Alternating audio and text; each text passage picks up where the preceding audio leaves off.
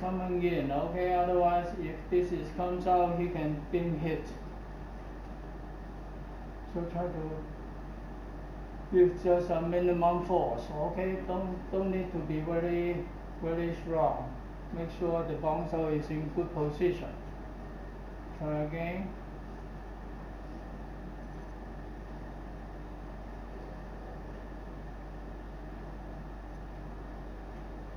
Very good. Once more.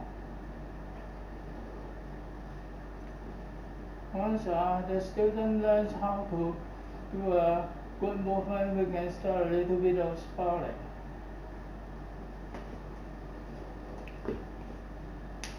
Come in, come in. Come in.